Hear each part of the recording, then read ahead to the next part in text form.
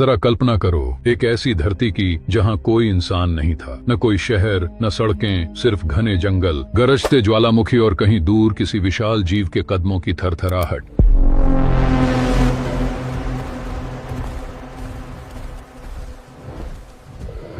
करीब 10 करोड़ साल पहले यह धरती आज जैसी बिल्कुल नहीं दिखती थी और उस समय इस ग्रह पर राज करते थे ऐसे जीव जो इमारतों से भी ऊंचे और जिनके जबड़े इतने शक्तिशाली थे कि वे हड्डियों को एक झटके में तोड़ सकते थे। ये थे डायनासोर। सदियों नहीं बल्कि 17 करोड़ सालों तक इन जीवों ने इस पूरी धरती पर राज किया। लेकिन एक दिन कुछ ऐसा हुआ जिसने इन ताकतवर जीवों को हमेशा के लिए मिटा दिया। क्या हुआ था वो? क्या धरती फटी थी या आसमान से मौत गिरी थी? आओ चलते हैं लाखों साल पीछे, जहाँ से इनकी कहानी शुरू हुई थी। डायनासोर शब्द यूनानी भाषा से आया है। डेनोस मतलब भयावह और साउरोस मतलब छिपकली, यानी भयावह छिपकली। साल 1841 में एक ब्रिटिश वैज्ञानिक रिचर्ड ओवेन ने पहली बार इन जीवों के जीवाश्म फॉसिल्स देखकर इनका नाम रखा था। लेकिन उस जमाने में किसी को नहीं पता था कि ये जीव दिखते कैसे होंगे, इसलिए शुरुआती चित्रों में इन्हें कभी मोटी छिपकलियों तो कभी 4 पैरों वाले अजीब राक्षसों के रूप में दिखाया गया। जैसे जैसे और जीवाश्म मिले, वैज्ञानिकों ने इन्हें जोड़ घटाकर इनका असली रूप सामने लाना शुरू किया। धीरे धीरे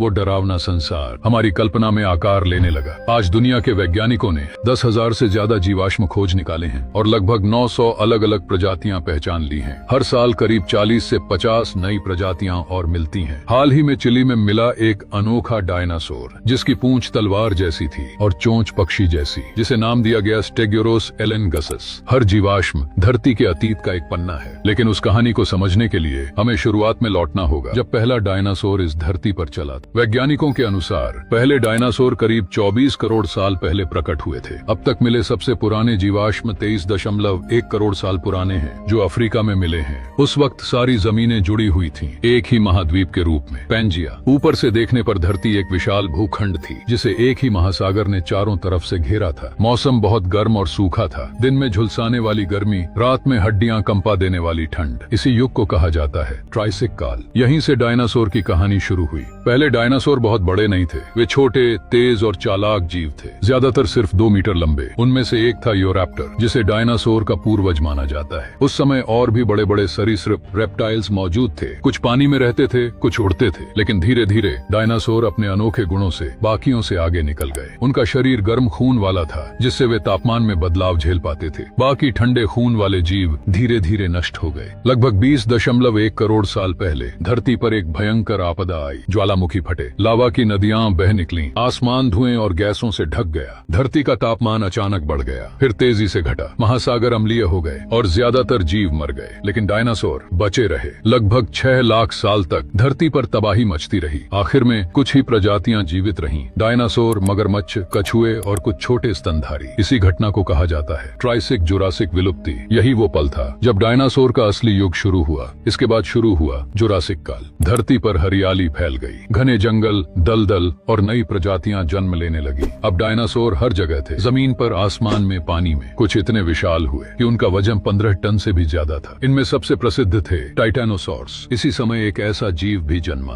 जिसने उड़ान भरनी शुरू की, आर्केओप्टेरिक्स, जो आधा पक्षी और आधा डायनासोर था। धीरे धीरे पैंजिया टूटकर 2 हिस्सों में बंट गई। लॉरेशिया उत्तर में, गोंडवाना लैंड दक्षिण में। धरती की शक्ल अब बदल चुकी थी। अब डायनासोर अजेय हो चुके थे। किसी ने कवच जैसा शरीर विकसित कर लिया तो किसी के पंजे तलवारों से भी तीखे हो गए। उनका साम्राज्य धरती पर फैला था। लेकिन इस स्वर्ण युग के बाद एक ऐसा समय आने वाला था जो सब कुछ खत्म कर देगा, क्योंकि आगे आने वाला युग, क्रिटेशियस पीरियड, डायनासोर की अंतिम कहानी लिखने वाला था। आसमान में एक उल्का चमकती है। क्या था वो जिसने इन दैत्यों का अंत किया, और क्या वैसा विनाश फिर कभी हो सकता है?